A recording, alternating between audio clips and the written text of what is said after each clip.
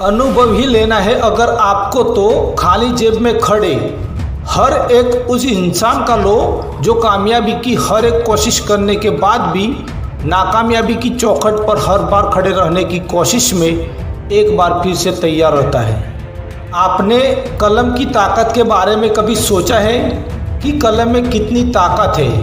कलम में इतनी ताकत है जितनी ताकत किसी और हथियार में नहीं है। यह बात सिर्फ वही व्यक्ति जान पाता है जो पढ़ा लिखा होगा, जो समझदार व्यक्ति होगा। अगर आप किसी भी अनपढ़ व्यक्ति यानी कि जो पढ़ा लिखा नहीं है वह व्यक्ति यहाँ पर नहीं अनपढ़, पर अनपढ़ यानी कि वो व्यक्ति जो आपकी बात नहीं माने और अपनी मनमानी करे, और उस व्यक्ति को आप कहोगे कि कलम से बड़ा कोई हथियार नहीं है तो वह आपको पागल ही समझने लगेगा। हाँ, पर अगर आप किसी भी अनपढ़ व्यक्ति के साथ कलम के लिए बहस करोगे तो आप सच में पागल कहलाओगे और वह अपनी खुद की ताकत को कलम की ताकत से ज़्यादा दिखाएगा आपको कि देख लो मैं जो काम कर सकता हूँ वह काम कलम कर सकती है क्या।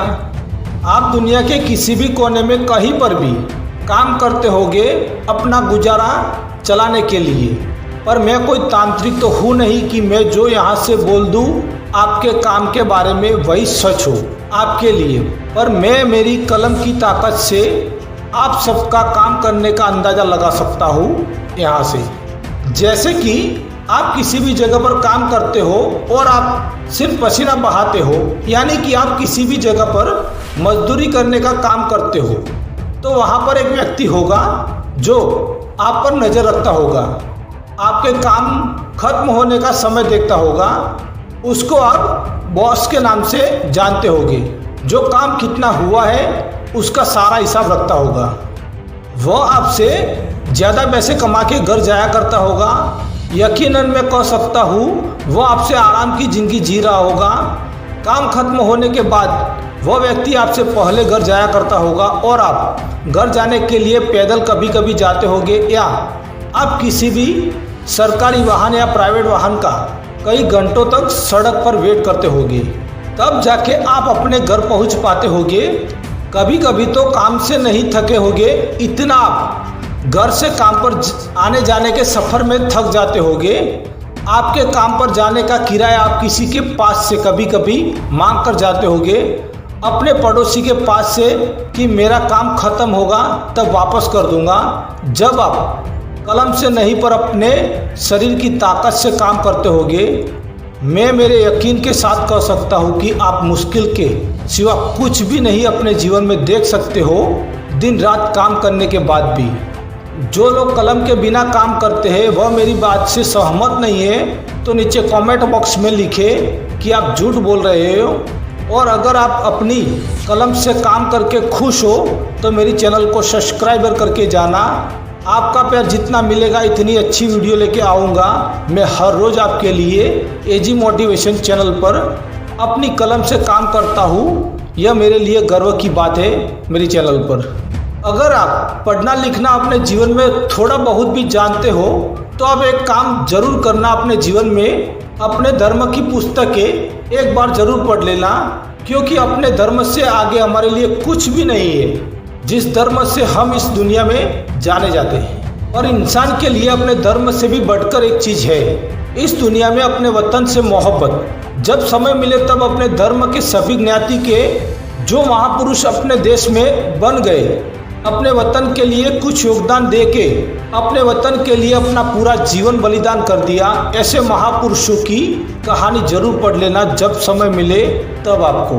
क्योंकि जो आप आराम की ज़िंदगी जी रहे हो वह आपकी कमाई से आपको नहीं मिली है, वह अपने देश के सभी महापुरुषों के संघर्ष से आपको मिली है।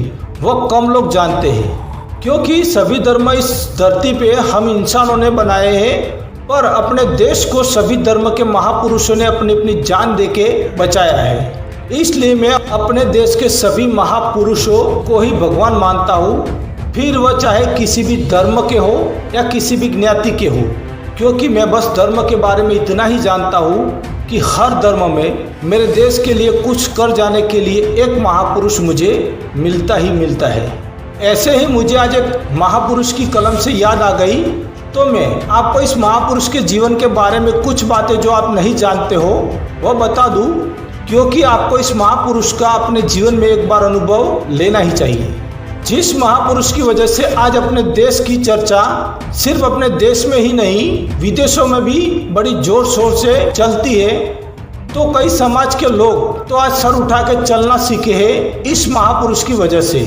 नहीं तो उनकी भी जिंदगी कोई जिंदगी नहीं थी, वह एक जानवर से भी बदतर जी रहे थे, अपने ही देश में गुलाम बनकर रह रहे थे, अपने देश में अपने जन्म से ही गुलाम कहलाते थे, जो आजकल विदेश की यात्रा करना उनके लिए आम बात बन गई है इस महापुरुष की वजह से।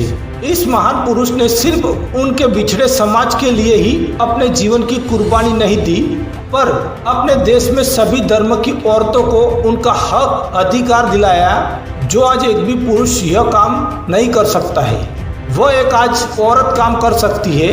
कहना आसान है, सिर्फ इस महान पुरुष की सभी औरतों पर मेहरबानी है। अब आपको लगता होगा कि यह सब करने के लिए एक आराम की जिंदगी चाहिए, तब हम हमारे सिवा किसी और का अपने देश का सोच सकते हैं। अभी तो हम हमारा ही नहीं कर सकते हैं, तो सभी देशवासियों का कैसे सोचे। तो मैं आपको बता दूं कि इस महापुरुष के पास कोई और सहारा या कोई दिव्य शक्ति नहीं थी, सिर्फ एक कलम थी जो बड़ी मुश्किल से हासिल हुई थी। कठोर परिश्रम के बाद आम इंसान के बस की बात नहीं है, और वह महापुरुष कलम का बादशाह अपने देश में अपने हौसले से बन गया और सबको कलम की ताकत का वह अनुभव देता गया कि कलम से बड़ा कोई हथियार नहीं है इस दुनिया में।